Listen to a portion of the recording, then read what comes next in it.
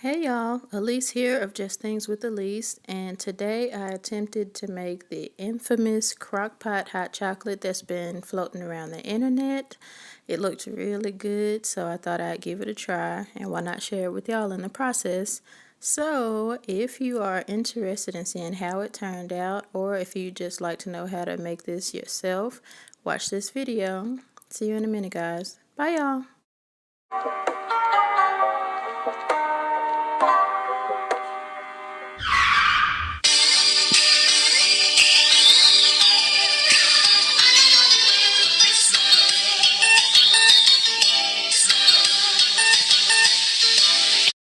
Alright, and we're going to jump right into it. First, we'll just list everything that you need.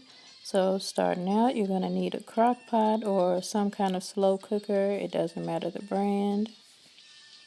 Then you'll need some measuring cups, some heavy whipping cream, sweetened condensed milk, semi-sweet chocolate chips, baking cocoa or cocoa powder, milk, preferably whole milk,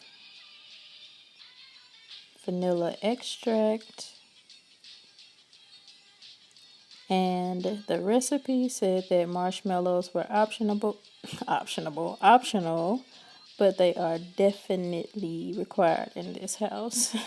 And so first you want to turn your slow cooker on low heat, not high heat like I just did. I changed it later. And now you're going to put 1.5 cups of the heavy whipping cream into the slow cooker. And we're basically just putting everything in together. It doesn't have to go in a certain order. I just did all the liquids first and then the solids last. Now rinse your cups out between each thing. And we're going to put 1/2 cup of the condensed milk. And that's the sweetened condensed milk. I've heard that it does make a difference. I also realized making this that I do not like the texture of condensed milk. I don't like how it looks. Yuck, no thanks. Now you'll need 2 cups of milk, and again, you can use any kind of milk, but the recipe said it's preferred to use whole milk. Just going for cup number 2.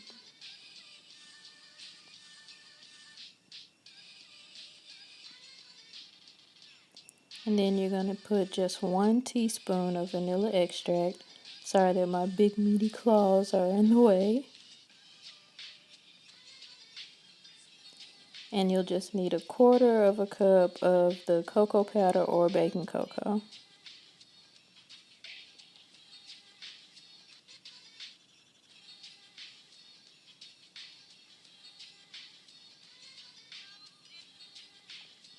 And now just mix it all up. And once you finish mixing it up, go ahead and put the lid on and let this cook for 2 whole hours.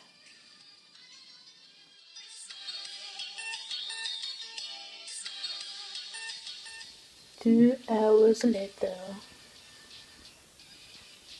It's finally done. Can you see it?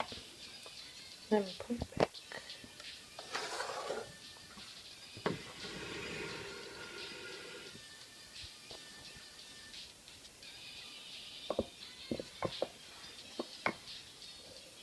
Feels pretty thick.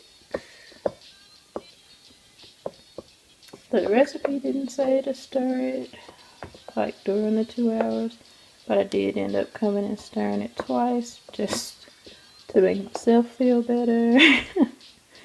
And one of the times the chocolate chips were stuck to the bottom though, so I'm glad I did come stir it. So if you make this about halfway through, about an hour in, come and stir it just to make sure that the chocolate isn't sticking to the bottom.